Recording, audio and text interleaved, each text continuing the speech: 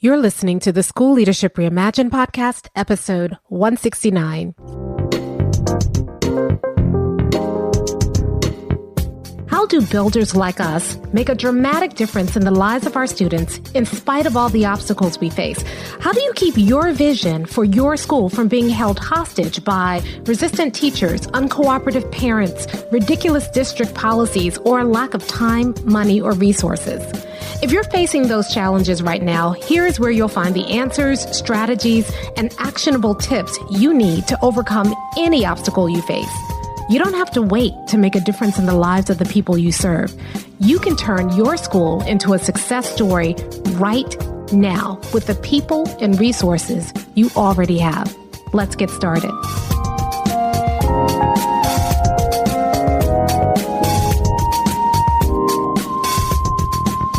Hey builders, welcome to another episode of the School Leadership Reimagined podcast. I'm your host, Robyn Jackson, and today we are completing our Summer Rewind series by rewinding back to one of my favorite episodes from last season. And this episode talked about the idea of whether or not you are tweaking or transforming. I have to be honest, one of the big frustrations that I have when I'm working with schools is that we are so ingrained to tweak what is already existing rather than looking at something that's causing a problem and trying to figure out how do we eliminate that problem altogether. That's really what transformation is about. And it's something that is so ingrained in us that I don't even think we realize it half the time. We think that some of the tweaks we're doing are really going to be game changers, and they are not. They are just going to take a broken system and make it slightly better than it was before. We don't have time for that. So this week, I wanted to revisit this episode as a reminder to you that you should not be tweaking. You really need to focus on transformation. Tweaking wastes your time. You spend a lot of time and energy putting a tweak in here, putting a tweak in there, and then not seeing any real gains from that tweak. Whereas you could spend that same amount of time and energy transforming and see tremendous gains with the same amount of effort. Not only that, if you are transforming, you often can completely eliminate a problem that you've been tweaking for years.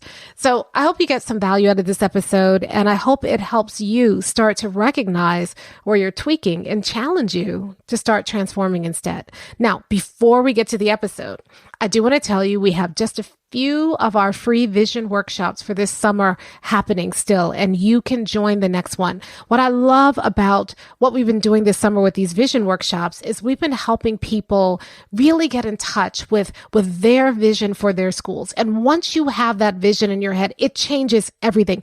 It is the starting point for being a builder. A lot of people, they get attracted to this idea of buildership. You know, they get the book, they say, oh, I'm going to try this strategy. I'm going to try this strategy. And they try to add that strategy to what they're already doing. And while doing so may give them a little boost, a little gain.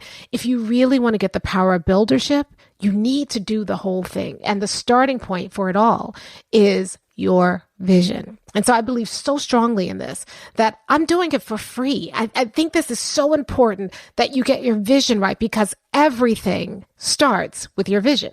So if you have been hearing about these vision workshops and you've been saying, I need to go and putting it off, now is your opportunity. And all you need to do to find out when the next upcoming workshop is to go to buildershipuniversity.com, and there'll be a pop-up there that tells you when the next vision workshop is happening and allows you to be able to sign up. Now, while you're on that page, why not join Buildership University? We have a free tier, and that free tier, Buildership University, gets you immediate access to all of our free trainings, all of our free resources. It's all right there on that one page for you. So once you join Buildership University at the free tier, you get access to not only all of our free resources, but every upcoming vision workshop we do. We will continue to do these about once a month. So if you can't make some of the dates, if you join Buildership University free, you'll get access to any vision workshop that's coming up. And also we have a free Ask Me Anything session once a month where you can get some coaching from me for free. We have free trainings from time to time that are not available to the public, only to people who are in Buildership University, and you get access to those free trainings as well. And if you really want some help, well, then I would invite you to join Buildership University at the insider level. The Buildership University Insider Experience is a mentorship experience. It's for people who are ready to commit to buildership and installing it in your practice and in your school. And so I will take you step by step through the process, give you all the tools, the resources, the coaching you need to be able to do that. So if buildership is something you're interested in, but it feels a little overwhelming to get started, then I will walk with you step by step, and I'll take your hand and we'll walk through the whole thing together. And so one of the reasons why I love this is because I get intimately involved in your school. I'm supporting you in doing this work.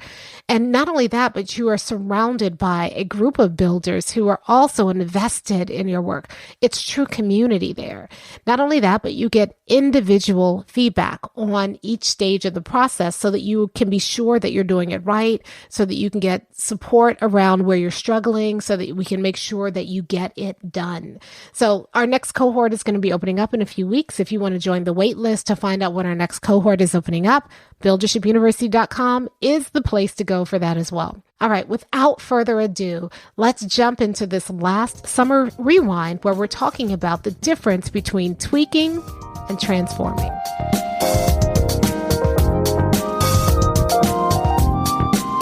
All right, let's talk about our big topic of the day, which is the difference between tweaking, which is what you were trained to do as a leader, and transformation, which is what you learn to do as a builder. Now, you might think, no, I am a transformational leader. I've done all this work on transformation. But when you really look at the work you're doing, you're not achieving transformation. You're just a better tweaker than everybody else. The challenge is that if you focus on transformational leadership or any other kind of leadership paradigm, you are trapped by the confines of leadership. It is still leadership. It's not transformation. Let me give you an example.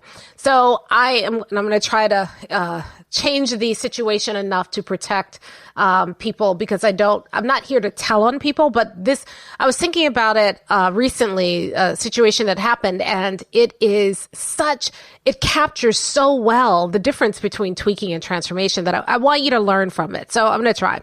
So I was working with a client on helping them transform the way that they ran schools in their district. And by run schools, I don't mean, what time do they start or what time the buses come, but really thinking about how do you take those schools and set high goals. So the schools are underperforming in this district. They're, pretty low performing schools. And for years, they've been that way. The culture is broken in this particular district. There's some legacy cultural baggage that they're still trying to untangle. In the meantime, students are failing at alarming rates, and COVID has not helped things. So they need a transformation. They can't continue to do what they've always done. They said they wanted a transformation when they talked to me. We want real transformation. We are tired of tweaking. We're tired. We want real transformation. And they said they bought into buildership, and they did conceptually until they actually had to implement buildership in their buildings. And then all of a sudden, I don't know, buildership feels very uncomfortable, and they started to regress towards what they'd always done with leadership. And I see this a lot. I have told you stories about times where districts have called me to come in to help them with that work and to help them reimagine what school leadership could look like for them and to embrace buildership. And once we get in and they actually have to start doing the work, all of a sudden they start backpedaling. And I see it a lot. And, I wish I need to do a better job of kind of detecting at the beginning, but I know that there are some things that I hear that let me know that people are not ready for true transformation. And maybe you hear these things too. So when people are saying, hey, we want to get better at, and they start talking to you about all the ways they want to tweak or all the things that they are doing already, then those people are invested in what they are already doing, and they are not interested in transformation. What they're interested in doing is getting better at doing the things they're already doing. They've already bought into a paradigm and a solution. When people come and say, listen, we know what we're doing is not working, and they talk more about the challenges and trying to understand the root cause of those challenges so that they can solve those challenges, those are the people who are ready for transformation. And so when I talk to people a lot of times and I start, this is a flaw of mine, right? Like when I can, one of the things I believe is that your biggest strength is also your biggest liability. One of my biggest strengths is that I can see the potential in something. You give me an idea and I can see, I see it. I see what it's going to look like at the end. I see how you can make it work. I'm really good at that. The problem is not everybody is interested in hearing how to transfer. They like to dream. They don't actually want to do the work it takes to make the dream come true. And so they'll tell me, I really want to, increase my graduation rates and get to the point where everybody who comes in as a freshman graduates as a senior in 4 years and they successfully transition to the rest of their lives. We don't have any dropouts. Kids stick with it. I really want that. And then we start looking at, okay, well, how can we make that happen? And I can see it. I learn a little bit about their schools. I'm like, oh, okay, you could do this, this, and this. And then they start saying, no, I don't really want to do that. And I said, well, okay, let's try this, this, and this. No, I don't want to do that one either. Okay.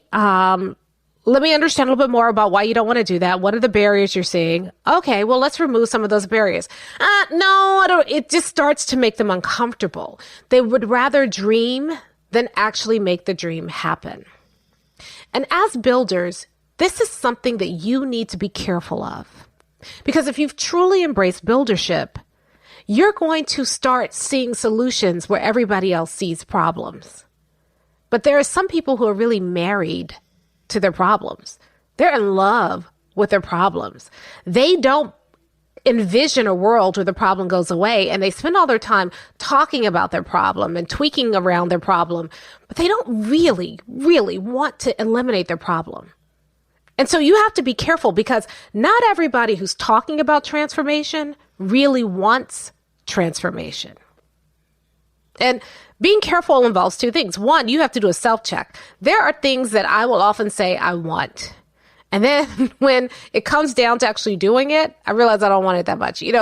My doctor said I really need to be careful around, what I eat. I need to make sure that I'm moving more. I need to watch my weight. I'm getting older, so I need to get more active, make sure that I'm eating whole grains and that sort of thing. And I say that I want to be healthy, but do I still eat a big fat muffin every morning when I should be eating something healthier? Am I dedicating a half an hour a day to moving my body in some way versus, at the end of the day, lying down and, opening up something mindless and reading it because I'm just too exhausted? We all do that. We all say we want a transformation. But when it comes down to doing the work it would take to get to that transformation, we realize we really don't want the transformation more than we want to keep things the way they are. So as a builder, you need to look for that. You need to be aware of that. Not everybody who's talking about transformation is willing to do the work. Some people are so in love with their problems that they don't want, or so in love with the status quo that they don't want to change. They would rather stay in their problems than do the work it takes to solve their problems. Just like I would rather stay, borderline healthy, need to lose a few pounds than I would rather work out a couple of times a week and maybe give up the muffin every single day. So once you understand that, it keeps you from wasting your time. You see, you can give teachers some feedback, and the teachers can say, yeah, I want to do better, and they can seek out your help. But you have to be careful, because not everybody who's looking for your help is willing to do what it takes to move things forward. You may have colleagues who, see what you're doing in your school and they're jealous. They want to know, what are you doing at your school? How are you able to continue this work in the middle of a lasting pandemic? How are you able to get your teachers to still be enthusiastic every day? How are you overcoming teacher burnout? How are you still helping students see progress?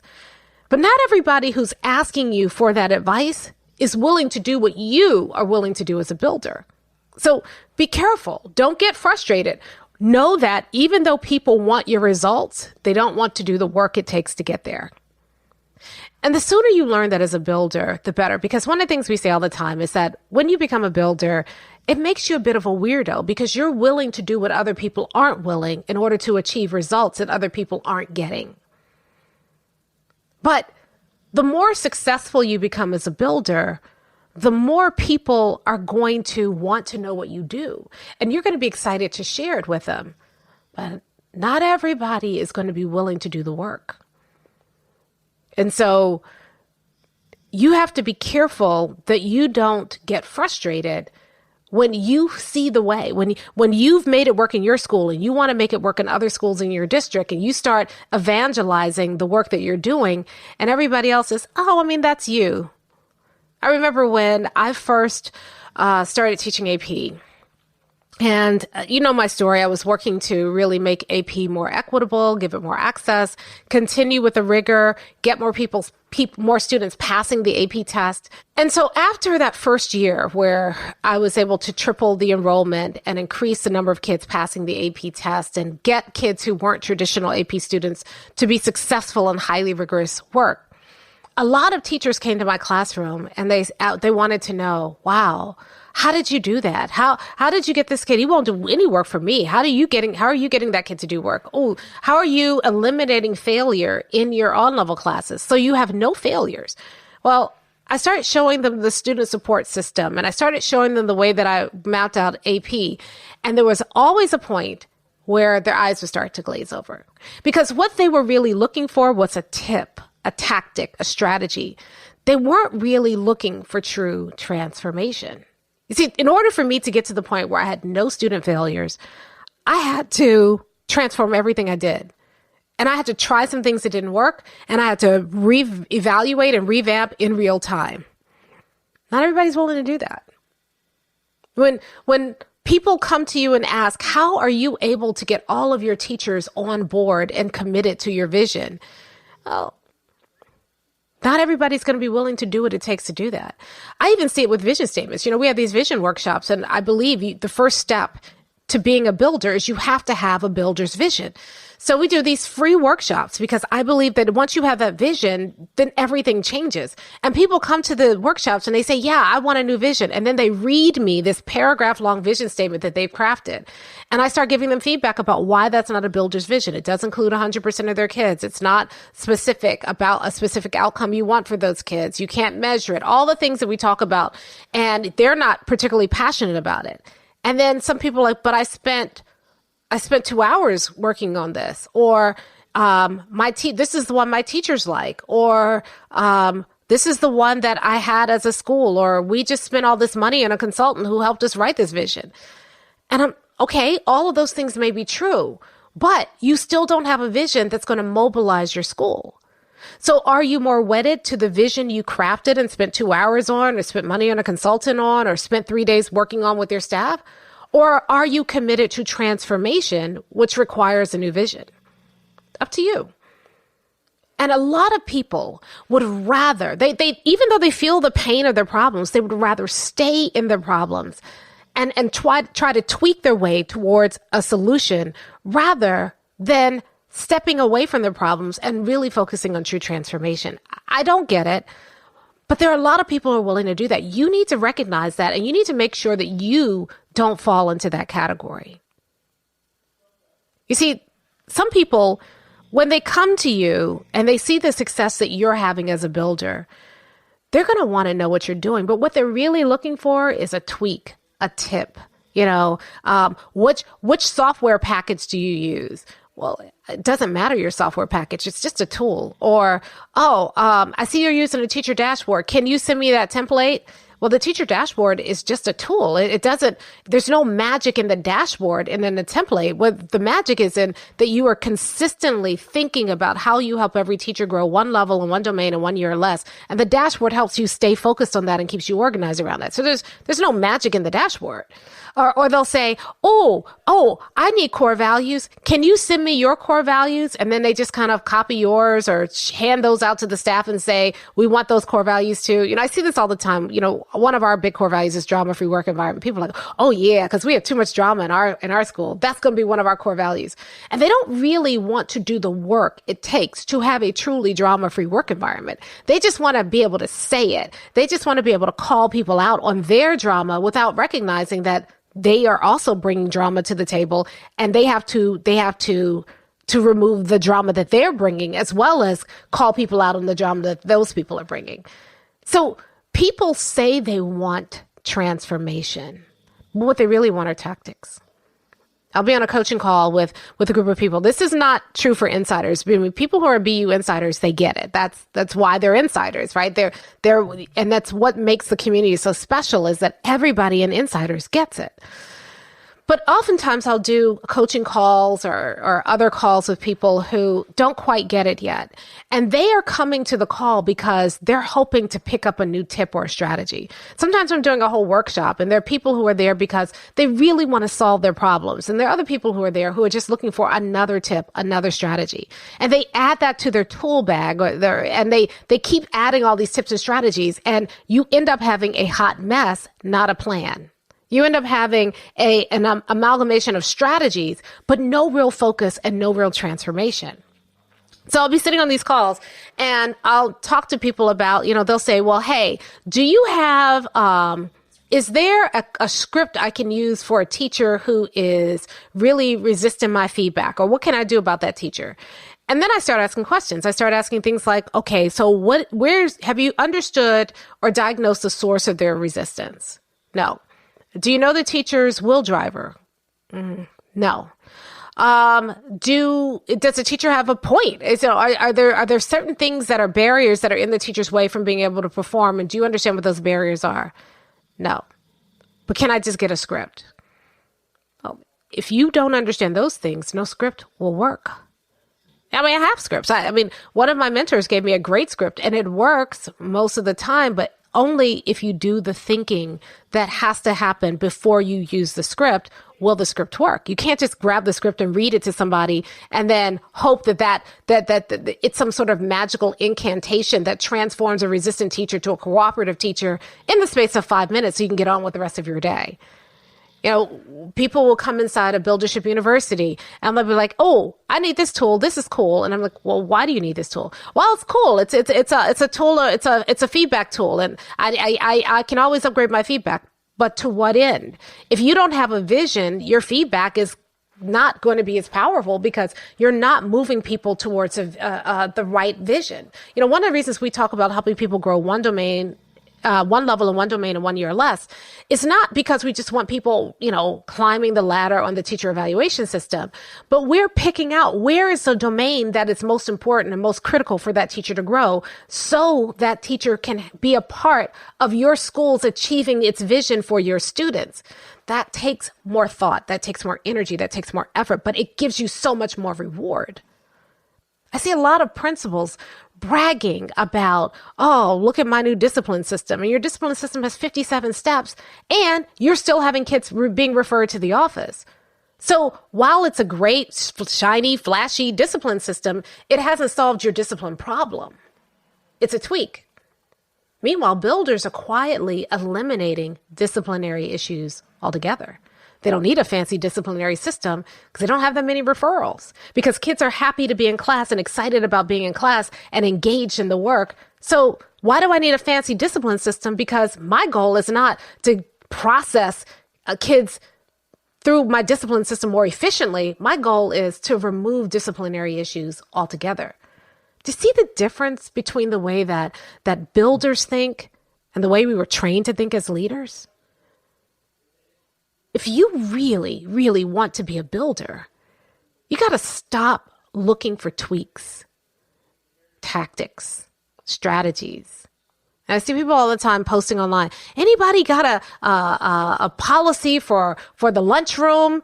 And people start sharing, well, I do this in my lunchroom and I do this in my lunchroom. And that sounds great. Here's the problem. If your policy for the lunchroom is not aligned to your vision, who cares? What works for me may not work for you because my vision and my focus is different than yours. My population is different from yours. So just asking somebody to give you a policy rather than sifting that policy through your vision, mission, and core values is useless. You waste so much time chasing the tactic and tweaking that you never achieve transformation. And this is why so many of us are tired and burned out. Now, I know when you're new or when you're starting out, you don't feel like you have systems. So, you grab the systems that were there, or you look for somebody else who is in your mind, a successful principal, and you see what they're doing and you hear their success story and you try to pull what they're doing into your building. And let me tell you, it doesn't work. It's a tweak. If you really want to get your footing as somebody who's new to a building or new to the principalship altogether, you need to establish things. You need to know how to establish things in the school you have to achieve the vision that you want. That's not a tweak. That's not a quick strategy that I can grab on Friday and, change the names and put my school logo on it and print it out and hand it out on Monday. But quite frankly, that stuff doesn't work for you anyway long term. That's the thing about tweaks. They make you feel good in the short term because they make you feel like, oh, I have more control. I am more efficient. But are you having more control and being more efficient in the right stuff? And do you really have more control, or is it just giving you the illusion of more control? True transformation takes more work. And not necessarily more time and more energy and more effort, but more of that mental work of thinking through something before you do it, of playing chess, not checkers. Tweaking is like playing checkers. I just got to focus on the move right in front of me. Transformation is like chess, which you're always considering, if I move here, what will happen to my school? And how will this affect my ultimate goal of achieving my vision for my school? So I know that we were taught to do this. I know that we're even rewarded for tweaking stuff. Like I go to schools all the time and they're like, okay, this year we're really focusing on getting all of our teachers to post learning intentions, or getting, this year we're going to really focus on getting our PBIS process in place. And those are great, but those are distractions. If you can't show me how that is going to get you to your vision, why are you doing it? It makes you feel good. That's why. It makes you feel like you're doing something. That's why. But it isn't moving your school towards transformation. And can we really afford, especially as stressed out as everybody is, to just keep doing work that isn't actually resulting in the transformation that we want for our students? So yeah, it's hard. It's hard because you have to unlearn the stuff that you were always taught to do as a leader, and you have to reshape your mindset as a builder. But once you do that, I always say that when you become a builder, you can see inside the matrix. You start to actually see how things work out. They say that chess masters, when they're moving, they can see 4 moves ahead, 5 moves ahead. When you become a builder, that's what happens to you. You're not reacting to every little thing. You're not looking for a new tweak to solve this new problem that shows up. Instead, you're anticipating how the problems are going to show up, and you're doing the work to eliminate those problems altogether. It's a big difference, and it means everything to your students, because your students don't deserve to be tweaked. If they're failing, helping 5% or 3% less students fail next year, or helping them fail a little less and be a little less behind, that's not serving your students. Eliminating failure, now we're talking. Making sure that they're 100% successful, now we're talking. So this week, here's your challenge. I want you to stop tweaking. I want you to start to recognize when you are defaulting to a tweak. And I want you to stop playing checkers and start playing chess. Start thinking through, what is it that I really want for my students? What is my vision? And if you don't want to know what your vision is and you want help with that, then join Buildership University. We have vision workshops all the time where you can come in and get support on your vision statement. So I'll help you with that. But get clear on your vision. And then instead of looking for a tweak to solve a problem that's cropped up, start thinking like a builder and say, wait a minute, how do I eliminate that problem altogether so that I can transform the school so that we can achieve this vision? Instead of grabbing something quick because it feels easy and it makes you feel good, like you're more efficient, start weighing every decision through the lens of your vision, your mission, and your core values, and say, will this help me move there? Is this strategy or this tweak that I'm grabbing aligned with that? And if it's not, I don't need it. Instead of feeling like you have to do all the things, you're going to get laser focused so that you are only doing the things that matter. My challenge to you this week is to let go of tweaking. It's a crutch. So let it go and start thinking in terms of transformation. Because when you do that, you stop thinking like a leader who's reactive and vulnerable to every new change and stressed out and looking always for a new strategy that maybe this time will work. And you start thinking like a builder. I'll talk to you next time.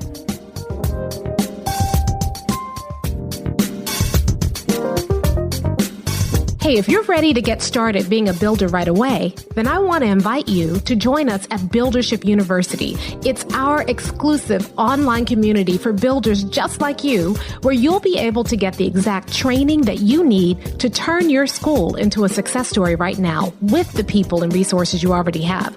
Inside, you'll find our best online courses, live trainings with me, tons of resources, templates, and exemplars, and monthly live office hours with me, where you can ask me anything and get my help on whatever challenge you're facing right now. If you're tired of hitting obstacle after obstacle and you're sick of tiny little incremental gains each year, if you're ready to make a dramatic difference in your school right now, then you need to join Buildership University. Just go to buildershipuniversity.com and get started writing your school success story today.